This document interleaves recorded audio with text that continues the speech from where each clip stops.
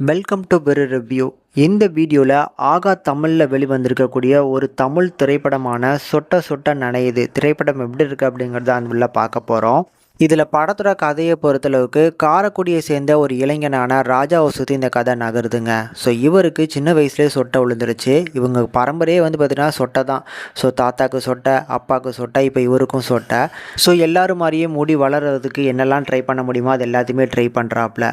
ஒரு பக்கம் பார்த்தீங்கன்னா பொண்ணுங்க எல்லாமே சொட்டை அப்படிங்கிறதுனாலே கல்யாணம் பண்ணிக்க மாட்டேங்கிறாங்க. அதனால் கல்யாணமும் ரொம்ப தள்ளி போய்கிட்டே இருக்குது. இந்த மாதிரியான சுச்சுவேஷனில் தான் இவரோட லைஃப்பில் பார்த்தீங்கன்னா பிரியா அப்படிங்கிற ஒரு பொண்ணு என்ட்ரி ஆகுறாங்க. நம்ம கதாநாயகனாக இந்த சொட்டையாக இருந்தாலுமே அவங்க கல்யாணம் பண்ணிக்கிறதுக்கு ரெடியாகவும் ஆகுறாங்க. ஸோ கல்யாணமும் நடக்க போகுது. கரெக்டாக 2 மணி நேரமோ 4 மணி நேரம் கேப்புக்கு முன்னால் அந்த கட்டிக்க போகிற பொண்ணை பற்றின ஒரு வீடியோ பார்த்திங்கன்னா நம்ம ஹீரோவோட வாட்ஸ்அப்பில் என்ட்ரு ஆகுது. அந்த வீடியோவை பார்த்ததுக்கப்புறம் இந்த கல்யாணம் நடந்துச்சா இல்லையா, இதுக்கப்புறம் ஹீரோவோட லைஃப்பில் என்னெல்லாம் நடக்க போகுது அப்படிங்கிறத கொஞ்சம் எமோஷ்னல், கொஞ்சம் காமெடின்னு சொல்லி எல்லாமே கலந்து சொல்லியிருக்கக்கூடிய ஒரு படமாக எடுத்திருக்கிறாங்க. ஃபஸ்ட்டு இந்த படத்தை பொறுத்தளவுக்கு இந்த ஜென்ரேஷனில் இருக்கக்கூடிய பசங்களுக்கு சொட்டை விழுந்துச்சு அப்படின்னாலே அவங்க என்னெல்லாம் ஃபேஸ் பண்ணுறாங்க அப்படிங்கிற எல்லாத்தையுமே இந்த படத்தில் காட்டணும் அப்படிங்கிற மாதிரி நினச்சிருக்கிறாங்க. அது எல்லாத்தையுமே மேஜராக போர்ஷன் பார்த்திங்கன்னா கவர் பண்ணிட்டாங்க.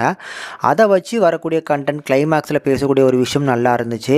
ஸோ இந்த மாதிரி கண்டென்ட்டோட வேல்யூ நல்லா இருந்தாலும் ஸ்க்ரீன் ப்ளே பார்த்திங்கன்னா அந்தளவுக்கு பெட்டராலாம் பண்ணலை. பட் இந்த படத்தில் தனித்தனியாக வரக்கூடிய ஒரு சில சீன்ஸுக்கு அந்த சீன்ஸுக்கான வேல்யூ நம்மளால் புரிஞ்சிக்க முடியுது.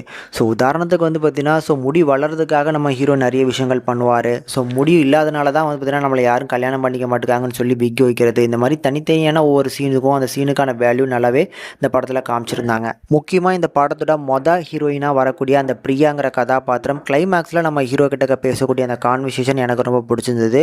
ஓவராலாகவே படத்தோட கண்டென்ட் வைஸ் நல்லா இருந்தாலும் படத்தோட ஸ்க்ரீன் பிளே வைஸ் பார்த்திங்கன்னா கொஞ்சம் புவராக தான் எடுத்துருக்குறாங்க. ஸோ ஆனால் ஒரு ஒன் டைம் தாராளமாக ட்ரை பண்ணி பார்க்கலாம். முடிஞ்சால் ட்ரை பண்ணி பாருங்கள். டெக்னிக்கலி செம்ம சவுண்டான படம் தான். பர்ஃபார்மன்ஸில் எல்லாருமே சூப்பராகவே பண்ணியிருக்கிறாங்க. அண்ட் படத்தில் ரோபோ சங்கர், புகழ்னு சொல்லி நிறைய தெரிஞ்ச முகங்கள் பார்த்தீங்கன்னா அங்கங்கே நடிச்சுட்டு போயிருக்கிறாங்க. சின்ன சின்ன ரோலாக இருந்தாலுமே அவங்களையுமே நல்லா ப்ராப்பராக ஹேண்டில் பண்ணியிருந்தாங்க. இப்படி மொத்தத்தில் ஒரு சுமாரான படமாக ரெடியாக இருக்குது. ஆனால் கண்டிப்பாக ஒரு ஒன் டைம் ட்ரை பண்ணலாங்க.